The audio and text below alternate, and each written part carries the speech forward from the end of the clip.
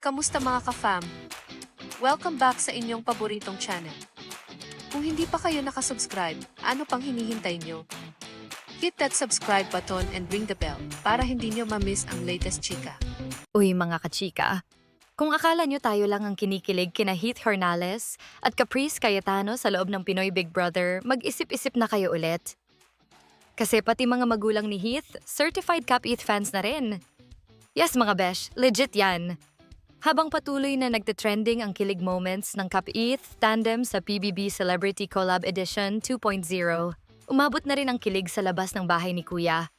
At mismong pamilya ni Heath ang unang sumuporta.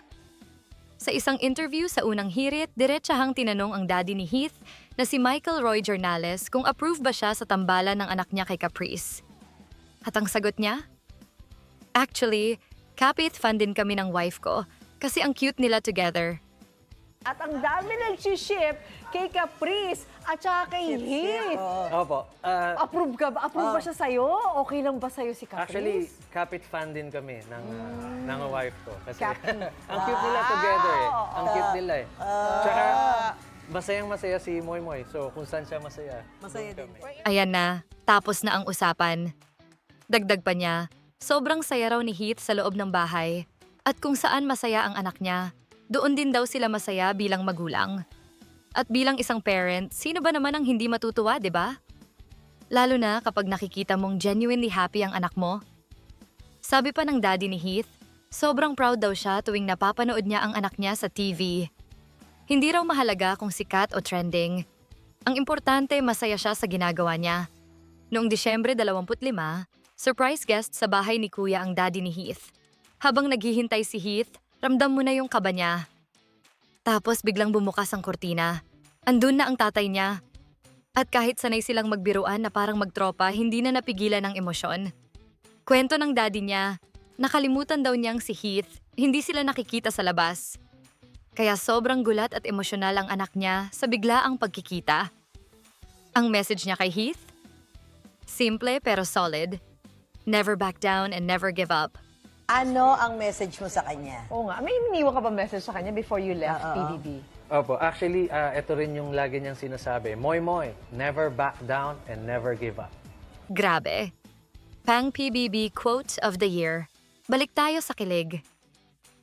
Unang umingay ang Cap Heath nang mag-viral ang Dance Plus Finger Heart ni Heath para kay Caprice. Siyempre, as usual, inasar agad siya ng housemates.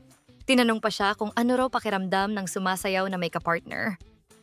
Sagot ni Heath, masaya kasi may kapartner sa pagsayaw. Ay, hello. Parang may pinapahiwatig. Tapos dumating pa yung pancake incident. Good deed task daw pero obvious naman na may extra kilig ingredients. Si Heath, naglakas loob pang i-hype ang sarili bago iabot ang pancake kay Caprice. At hindi lang basta inabot. Umupo pa siya sa tabi, sabay share ng pancake at moment. Sa confession room, nilinaw ni Heath na hindi lang daw yon dahil sa task. Genuine daw talaga ang gesture at sana raw mas mawala na ang awkward wall sa pagitan nila ni Caprice. Kilig alert! At kung akala nyo doon lang matatapos, naku po. Will you be my ball date for tonight?